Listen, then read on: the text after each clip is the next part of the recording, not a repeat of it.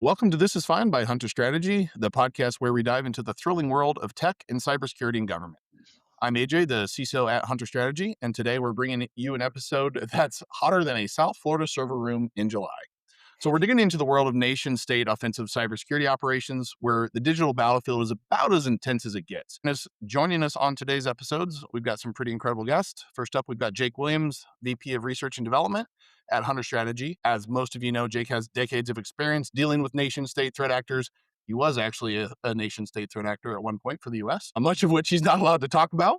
And next, we have Jordan Lazo, the Associate Director of the VAR Offensive Security Operations Center here at Hunter Strategy, who sits at the forefront of the new tactics, techniques, and procedures that these threat actors are attempting to use against our critical systems. So grab your keyboards and get ready for a wild ride as we uncover the secrets of cyber warfare.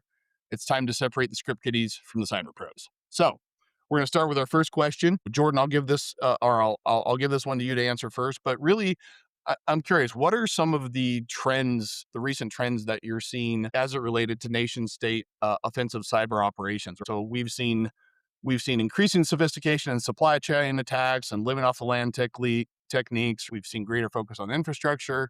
So what are you seeing as some of those trends?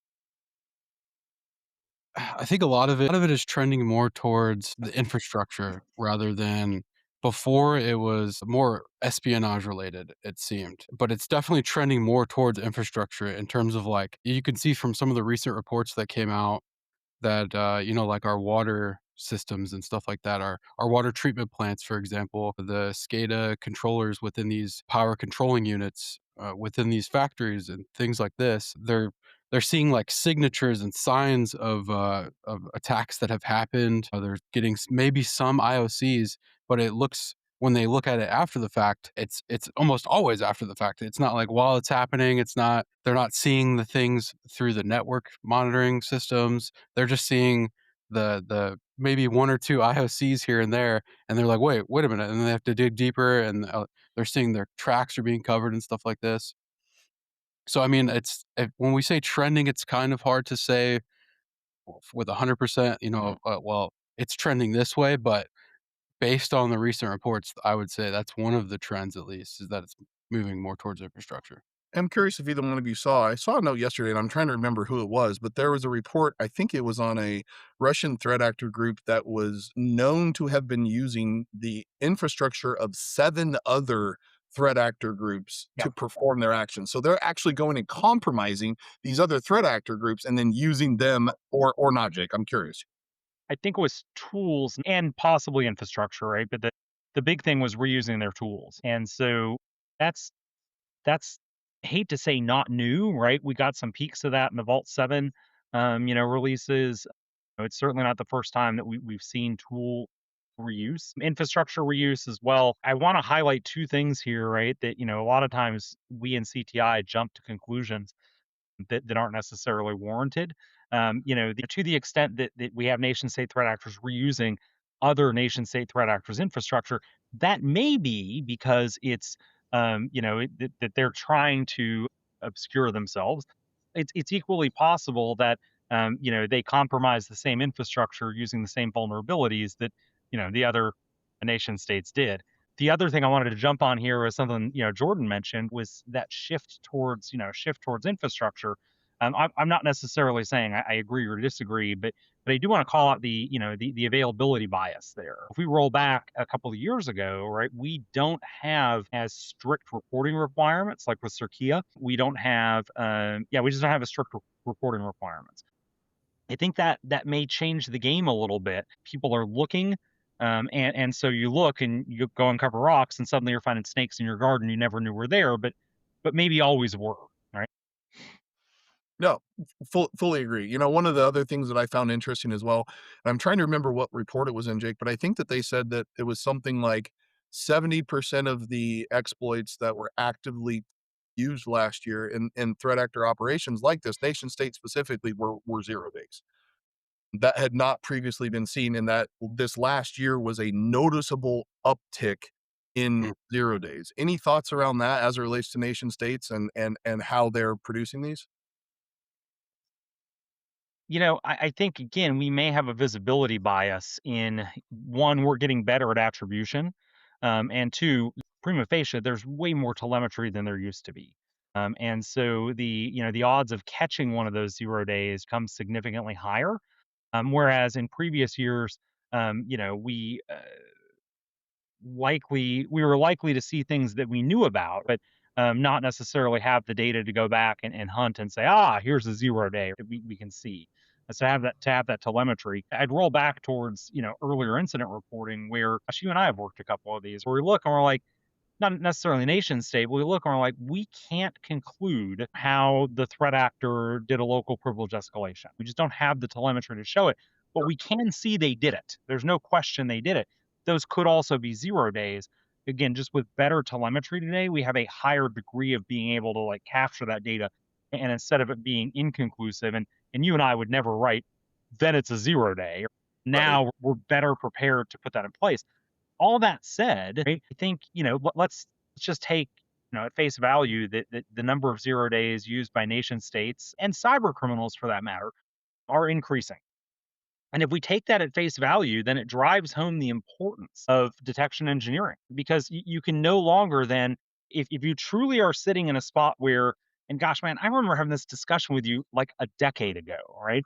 And we were talking about like, if O days are directly in your threat model, yikes, you have to shift from really make a mindset shift from keeping them out to detecting them very quickly and eradicating them very quickly once they get in. And not So, and not to caveat that, but it's not that you're throwing away that layer of stopping them. It's like we're still putting defenses out there, but no longer can you say, If we don't stop them, it's not acceptable." Now it's about cyber resilience. As you said, it's moved from prevention that's to it. how fast can you detect and respond here? Yeah. I'm Yeah. kind of glad to hear that because maybe it's the industry finally recognizing that no matter how many security controls that you put in place, eventually somebody with enough time and effort and assets can eventually break through. So if we know this and we're pretty squared away in terms of our security controls, it's been tested, validated, controls Yep. are there, detection engineering is happening, then we can finally look at it that from that perspective. So And that's good. there's a couple of things I think I would add into this as well. And thank you for calling this out, Jordan, which is any organization, and I do mean any, if you are targeted by a threat actor that has the time, the resources, and the money, they are going to compromise you. They Yep. will find a way in. It's not a matter of if, it's just a matter of when. And don't even get me started. Jake and I have been, and the team in general have been ranting about pen testing standards and those things for the last week. But it's very much a don't think just because you passed a pen test that hey Mhm. we're solid. Time, resources, and money. So in that space, and when as we're talking about detecting, how do you see? Let's start with government agencies, and Jake, I'll ask you to take this one first. But how do you see the role of government agencies or what they're doing shifting in response to the increased sophistication of cyber threats from nation state actors? And then I would ask that you would say, you know, how do you also see commercial entities making those changes with the understanding that what you said earlier, if 0 days in your threat model, you're doing it wrong. And the vast majority of organizations don't have to worry about nation state actors. So that's a lot of questions, but please pull it together. Okay. Let me back up just for like 1 second and say you are incapable. Any of us are Yep. incapable of assessing whether or not you are a nation state target. And the reason for that is we are waking up very heavily in industry over the last couple of years to supply chain attacks. But make no mistake about it, our nation states have understood supply chain ties, right, and how those impact your cybersecurity, particularly B2B connections, for a long time. And so even if you may step back and look and say, there's no way I would be targeted, right, as an end target, you may be useful in compromising some other organization. I can say without, you know, without disclosing anything, ridiculous here, I can say with high confidence that a number of targets that I went after definitely would not have assessed themselves as nation state targets. And if you had asked me to without that background, I probably wouldn't have either. Right. So I think there are folks that can very clearly, State Department, DoD contractors, dot, dot, dot, can look and say, we are nation state targets. Right. Hunter strategy, for instance, obviously, for obvious reasons, for the work we do, we are nation state targets. We understand that. the point that you made about not throwing out defenses, I think, is really important too, right? I like to tell folks that, 30-foot walls create a market for 32-foot ladders, but that doesn't mean you don't build a wall. The Yep. knowledge of a 32-foot ladder doesn't mean that you're like, oh, you know what? Forget about the walls, right? No, no, no. It just means then that you now have to layer another observability control on top of that, right? To see when somebody is using a ladder, if we're going to use that analogy. And so I think that really is where, the majority of organizations need to start looking is to say, how ultimately do we uh, engineer detections, right, for that early identification of a threat actor in our environment. And I want to note here too, this doesn't only matter for 0 days. It doesn't only matter for nation states.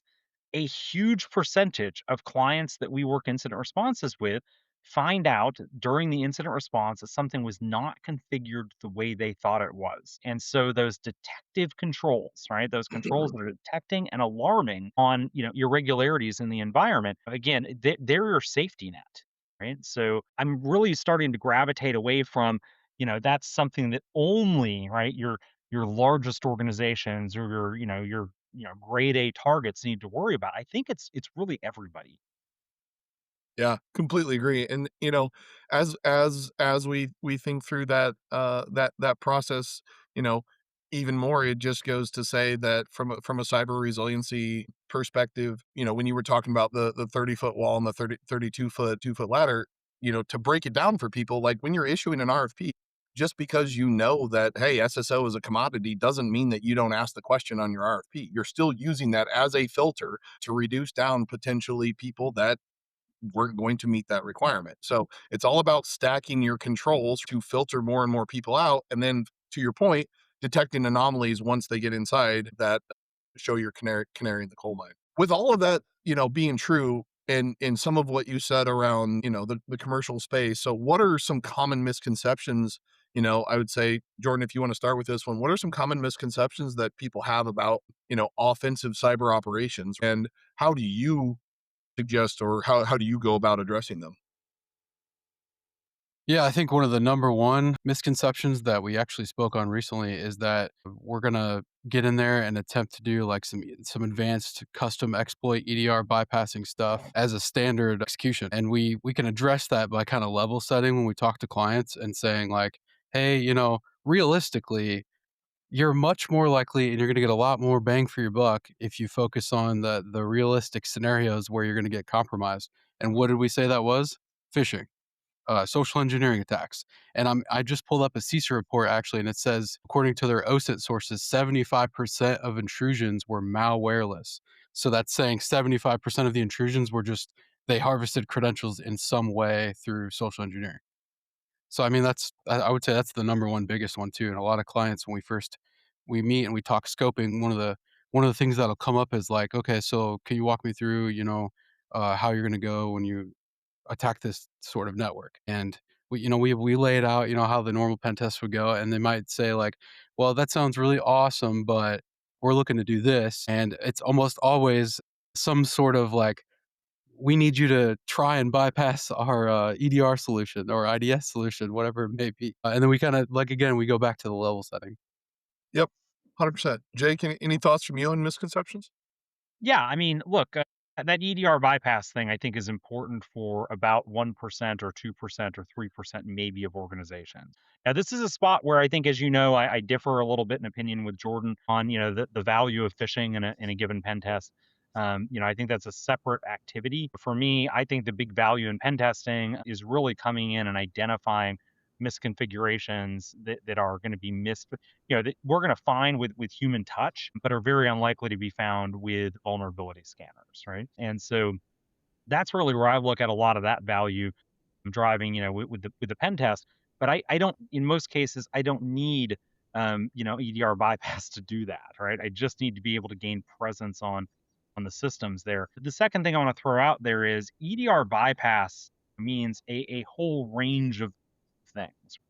We get into this discussion again and again in the security community. It's not just EDR, it's security control bypass, right? Does that mean that you don't get blocked or that there's no telemetry gathered? Because those are two very, very different things, right?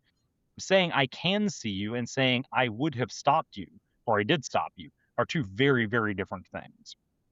And so just because something does get generated, even a low severity alarm that's below the line for actually triggering a security operations center investigation is it's still an EDR bypass in my book, right? So the other thing I'll note here is that it doesn't take well, back up two things, right? First, when organizations come to me and say, in our scoping process, what have you, and say, we want I always call it the James Bond effect. Like they want the magic. They want to show that their EDR is garbage or what.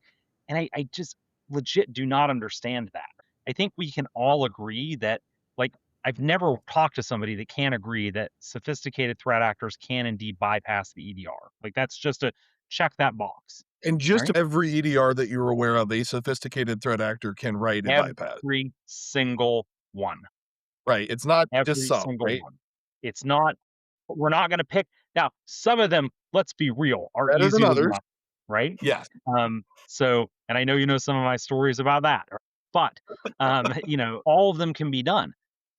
But now I've gotta come back and note that any EDR bypass I have is the second I use it, I'm exposing it to the EDR vendor, right? Yep. You're giving And the it telemetry. difference Yep, and it is important for the clients to know, and this is something we keep briefing, and it keeps coming in, coming out where it's important for them to understand, and then I guess for the podcast here too, that what you see in the EDR is not what the EDR vendor sees. It is a small subset of what the EDR vendor sees.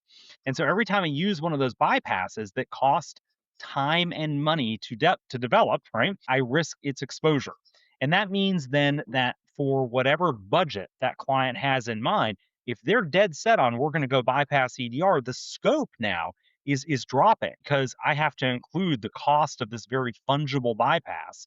Again, it's not a question of can I find another one, can I work another one, can I, you know, and by analogy, I'll note that I think it's pretty widely known here now too that I do a malware development as well for Scythe.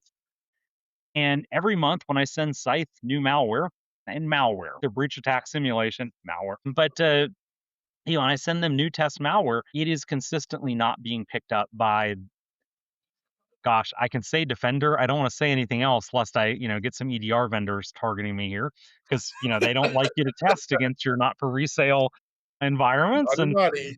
naughty, naughty. It is a contractual violation, right? If you go Yeah. read the fine print, you're violating the contract. When I ship that malware, it's not being caught by, ship it to site, right? By the Yep. time I ship the next batch, my existing batch is being caught consistently. So, that's EDR bypass in a lot of cases can be just as simple as compile a new binary that doesn't have a signature out there, right? And doesn't do stupid heuristic stuff. Right? You can compile something brand new if you're like, hey, let me go dump LSAS immediately. Like, okay, yep, you're gonna get caught, right? That's just the Yep. reality of things. So yeah. 100%.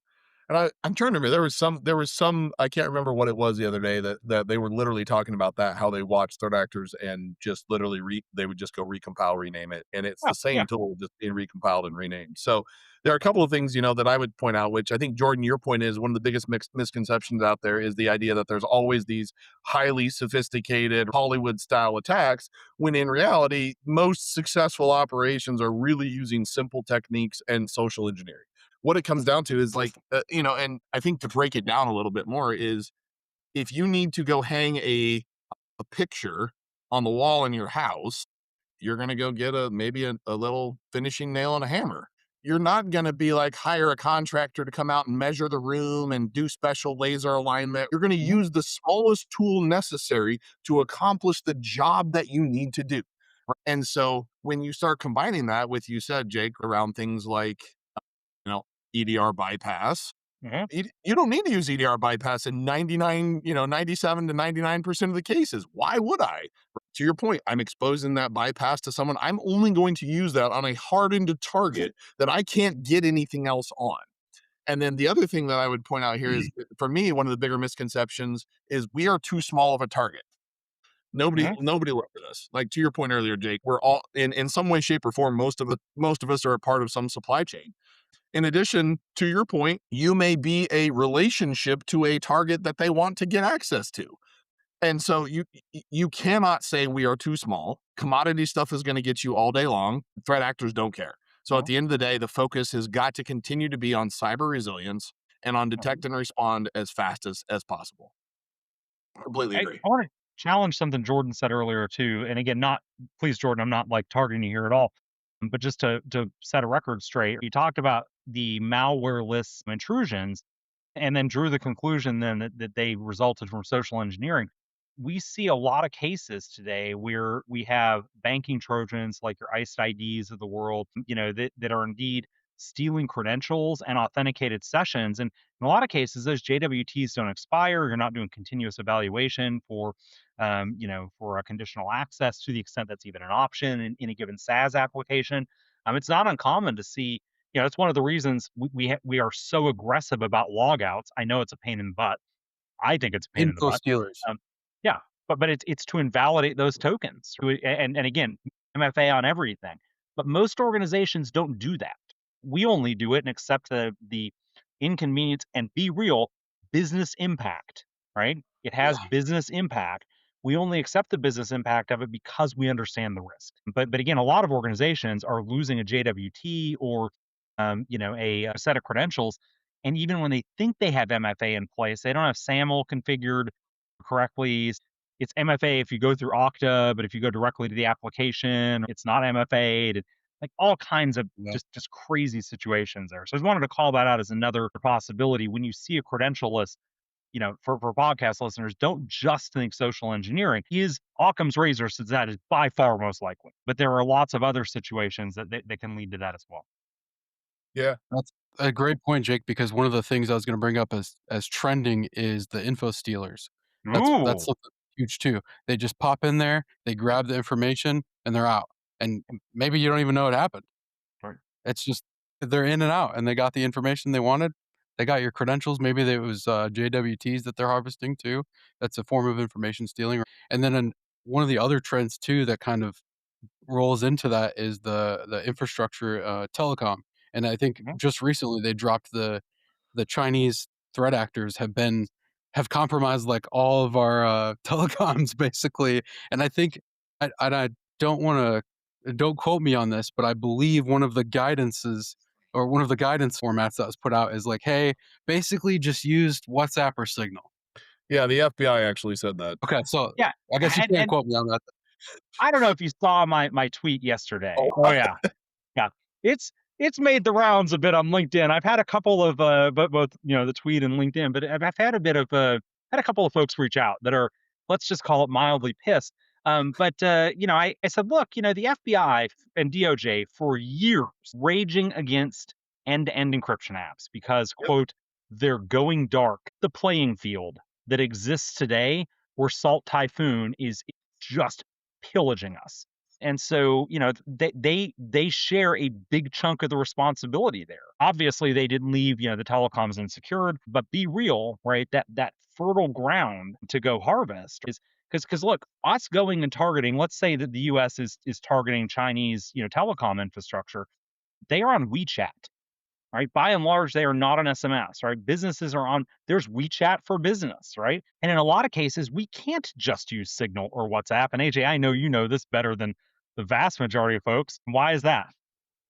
Well, regulations amongst one thing, is probably the biggest thing. And then if you're in certain worlds that drive regulatory compliance, you have to be able to supervise those particular messages, and you cannot because of end-to-end encryption in lots of places. So Yeah. enter in financial services world, and you have to watch all the things. And so there are more and more, I would say, hook-ins, right, in those, and those are maturing. To date, I am not aware of anything that hooks into Signal. I'm pretty sure that there are ones that hook into not WeChat. What was the other one you mentioned, Jordan? Sorry, What's can't up? remember. Yeah, WhatsApp. We had WhatsApp when I was at my last financial services organization, but WeChat and the other were wide out there. So you're right. We're vastly limited. But that's the thing. WeChat Enterprise exists. That's just a thing. But there again, obviously, whole different thing. It's not end-to-end encrypted. The Chinese surveillance state. Obviously, MSS can tap into that at any point they want.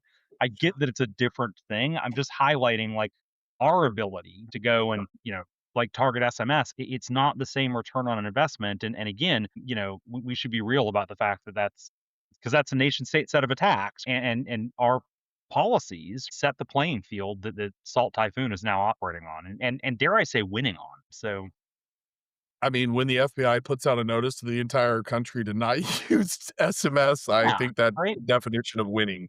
And can we discuss the at least 8? Are you not we're months into this. Are we not sure? Or is the number so bad that we can't say it like, They don't what wanna say everything. They just don't wanna they should come on the Hunter podcast since our logos, everything is fine, and it's just a flaming dumpster. They could come on and explain themselves.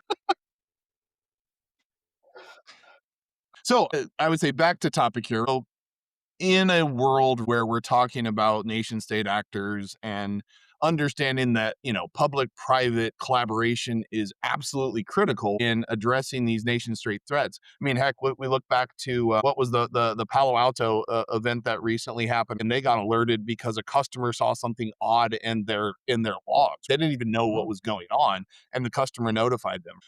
Jake, in your words, in a digital arms race between nations, like how crucial is that collaboration and information sharing between private security firms and government agencies? And if someone was looking to do that, like where should they get started? woof. So you literally threw a grenade in the room here because as you well know, right? I think a lot of folks in industry don't. It's not a collaboration. It is a one-way communication from private sector to government. Where on very rare occasions the government turns around and is like, "Oh yeah, we know what that is. Hey, and here's a national security letter and or reading you the federal gag orders under different anyway. And so there are situations where that occurs, but the vast majority of cases, it literally is a one-way street. You're sharing information to the government. Make no mistake about it, that's still a good thing, and we should be doing it.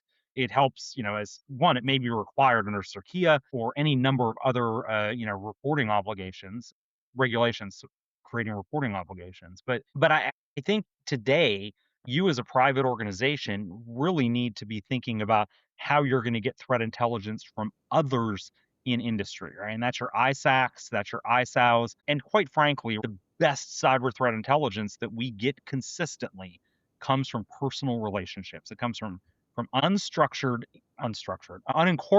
information sharing groups where everything is shared under very specific you know, TLP and understanding of where and how you're going to use that trust groups effectively.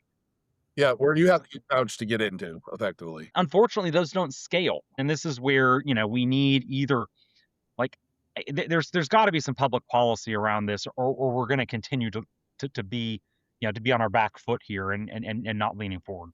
So I'm curious, Jordan, what is your experience, in CTI and information sharing, and how has that either hurt or improved, I would say your actions as it relates in the red team world? Dang, that's almost another grenade right there. I mean, I guess to roll it up into a nutshell, the if I put an organization in my sights that is actively using threat intelligence, and we can tell when we get in there whether or not they're using it because all of the standard exploits that are usually going to be blocked or detected are detected and blocked. Cool. Then we move into like the non-standard. Maybe we take them and modify them a little bit so that it's not just like a static hash that gets identified, but it's actually the heuristics that's going to identify it. Then those get detected. And then if you move into it further, even if you change the heuristics a little bit, if it's hitting those sensitive areas, that's part of the sharing the threat intelligence and incorporating that into their threat model too. So like not only are they're equipped, but they're aware and what they need to target specifically to protect. So when you go to, let's say, dump the LSAS like Jake was saying, that's a huge thing. But for an example, some organizations might put more security controls around their share drives or their share files because that's their center of business. Whereas like their user systems are set up to where even if somebody did get credentials, they're not going to be able to do anything. They got whitelisting in place, they got a good control mechanism in place. And then when they do go to grab a share or something like that, using some of these tools, like let's say ServerNI, for example, it's going to map this share drive and immediately the alarm bells are going off, the system gets quarantined. Well, they're using a good threat intelligence system, or they got somebody on the inside. Yep, absolutely. No, no, I would completely, agree there. And I would say, like, I think that both of your answers really kind of transition us into a little bit of our last question, and it's one where I'm gonna ask the question, and then I'm gonna give my opinion first, if you don't mind. So, with the rapidly changing landscape of cybersecurity, how do you stay ahead of the curve in developing new strategies and techniques for offensive, operations? The thing I would come back with when I think about this, from a defensive perspective is, number 1 is, as we talked about earlier, how fast can I detect them? If I can't stop them, how fast can I detect them? We already know we can't stop them. And then number 2, if I can't stop them, how do I corral them as quickly as possible? And to me, that is, if you don't have network segmentation in place, things like blast radius, Jordan can develop a great new Yeah. technique and get into an environment and then just be like, "Oh, cool, I'm in an empty room. I have access to nothing." From my perspective, when we're talking it to me, it's network segmentation, it's purple teaming, it's canaries, it's constant reviewing of your detection engineering results, what's hitting versus what's not. Those are my actions as a defensive, I would say, specialist. But I'm curious, Jake, you write new malware every month, as you said, for Scythe, right? Like, what is the differentiator there of staying ahead of those techniques in offensive operations and, making sure that you continue to be effective? Wait, are you asking how should I be thinking about this from a defensive angle, or how should we be thinking about this as an offensive Offensively, yeah. operation? So the question, Defensively. yeah, offensively, how do you develop new strategies and techniques to deal with offensive operations?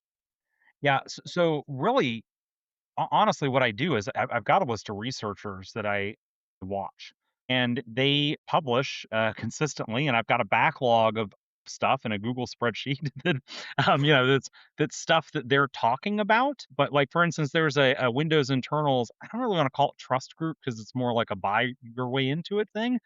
But there's a bunch of folks that are like, "Hey, this is super weird that I can load a driver without it being a driver kind of thing." And so, playing around with internals. And so that one, I mean, I've got a backlog of stuff there because that's the kind of stuff, whether it's the closed group or other groups that are, or other folks that are discussing, active research. I mean, I'm wearing my black hat and a DEF CON shirt, going to those conferences and socializing with, other offensive security folks, right? Like, what are you playing with, right? Like, I remember talking to Tim Medine. I'm going to go in the Wayback Machine here for a minute. I remember talking to Tim Medine before he had a name for Kerber roasting, where he had noted some weird behavior. And today we just take that for granted as an offensive technique. But and again, obviously nobody front ran him in these trust groups because this is over dinner in Augusta, believe it or not, with Mark Baggett. And I think other folks are there. Regardless, those relationships that you build, and people say, "Hey, I see something weird," and then again, if they're not actively researching or actively capitalizing on it, the second they've published it, game on. Some threat actor is going to take that and weaponize it. And so, if you can too, right? And of course, that's the goal of what I'm doing for Scythe anyway. It's not just write new malware sample that's random out. It's express some new technique or way to accomplish that technical procedure. So that's my approach. Jordan, I'm interested. What do you do? Yeah, I think it depends on kind of your workload and what time you have during the workday and kind of what the project is you're focused on. But all that aside, in your spare time and what you're interested in, I think can play a huge part in this because if you get off your work, and let's say you're just a pen tester or whatever it is, you get off work and you go and like play some video games in your free time that you're not like spending with family or whatever it is, socializing. You're just playing video games, then you go to sleep, and then next thing you know, it's Monday again. Well, you could spend the same exact time just tinkering around with Windows and investigating these techniques that are already out there and understanding that, hey, this technique is super signatured and it's very common and it's like easy to detect. Let's just dedicate a few days, maybe once every weekend for a month, into finding a different way to do the same thing, but not the way that they do it. So you're just Yeah. formulating a new process on your own. It might be something that no one's ever heard of, or you might spend a month doing something that somebody already did and it's posted on a GitHub somewhere. Either way, the process of doing that is going to teach you how to keep doing it and do it better every time. Also, I think following some of Mark Russinovich's content online, I mean, like, this dude is the god of Windows tier level sysinternals. He's the maker of sysinternals. Yeah, Following his kind of mindset and the tooling that he's developed and why he developed it, taking all this in can also help with that stuff too, like on the back end. Just kind of tinkering around with stuff, being naturally curious is massive when it comes to this too, because it's like it's. I almost feel like in my mind, I don't even have the option to choose whether or not I'm going to do this thing in my off right. time. I'm just going to do it. It's happening already. Yep. I'm with you But and I 100%. also agree with, both what you, Jake, and AJ said. Both of those things, it's huge. It all kinda comes to fruition. Yeah. Yeah, I think the last thing I list that I would part with is just I'm gonna harp on this for days on end. We've talked in so many aspects of it throughout this episode, which is just if you're not purple teaming, you're literally shooting yourself in the foot. You don't know whether or not you see something. You don't know whether or not you're preventing it. You don't know whether or not you're detecting it. If you're Mhm. not investing in purple team as a defensive, organization, you need to start today. And to me, that is one of the very first things that you can do to help harden your environment and add additional resilience to environment. Stop worrying about preventing 0 days and start ensuring that you are detecting the things that you say you are detecting. Yes. Yes. Gosh, that sounds incredibly like purple teaming because you go in, you identify, and then we turn around and if we didn't, then we do detection engineering and we repeat the procedure that we just ran. I Over and mean, over. yikes. Yeah. 100%. So look, nation state actors and offensive operations are upskilling, right? Growing constantly, right? The message here is you have to do the same. They collaborate, we have to collaborate, right? And so it's a never-ending battle, but there is no destination, right? Cyber is a journey, not a destination.